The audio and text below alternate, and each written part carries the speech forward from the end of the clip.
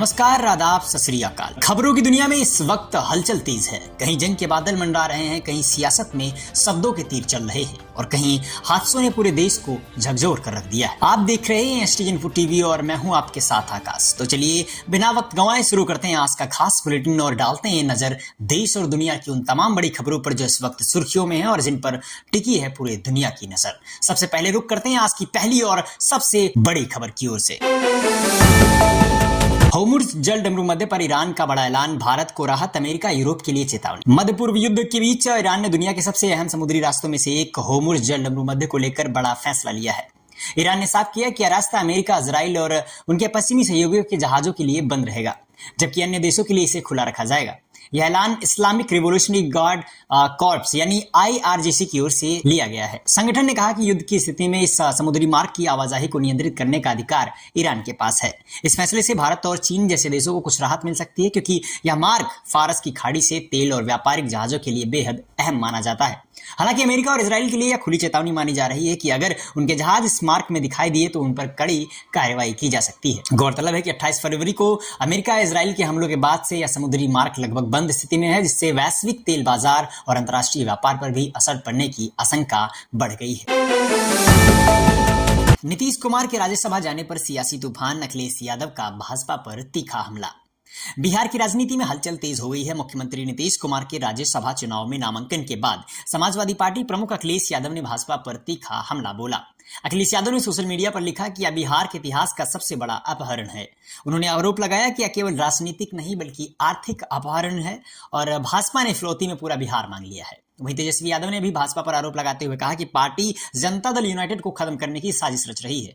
तेजस्वी यादव का कहना है कि भाजपा नहीं चाहती कि बिहार में कोई ऐसा नेता रहे जो ओबीसी, दलित और पिछड़े वर्ग की आवाज को उठा सके। नीतीश कुमार के इस कदम के बाद बिहार की राजनीति में आरोप प्रत्यारोप का दौर और तेज हो गया है। ईरान को हराना अमेरिका के लिए आसान नहीं, इराक युद्ध जैसी स्थिति बनने के संकेत। मध्य पूर्व में जारी संघर्ष को लेकर बड़ा विश्लेषण सामने आया है। रिपोर्ट्स के मुताबिक ईरान पर अमेरिका और इजराइल के संयुक्त हमलों में अब तक 1000 से अधिक लोगों की मौत हो चुकी है। हालांकि ईरान लगातार पलटवार कर रहा है और मिसाइल हमलों से क्षेत्र में तनाव और बढ़ गया है। विश्लेषकों का मानना है कि ईरान को हराना उतना आसान नहीं होगा जितना साल 2003 में इराक के खिलाफ युद्ध था। उस समय अमेरिकी राष्ट्रपति जॉर्ज डब्ल्यू बुश के नेतृत्व में अमेरिका ने इराक पर हमला किया था और सद्दाम हुसैन की सत्ता गिरा दी गई थी। लेकिन मौजूदा हालात में ईरान लगातार जवाबी कार्रवाई कर रहा है, जिससे संघर्ष लंबा और अधिक खतरनाक बनता दिखाई दे रहा है। अब सबकी नजरें अमेरिकी राष्ट्रपति डोनाल्ड ट्रंप के अगले कदम पर टिकी हैं कि अमेरिका इस टकराव को और आगे बढ़ाएगा या कोई नया रणनीतिक फैसला लेगा।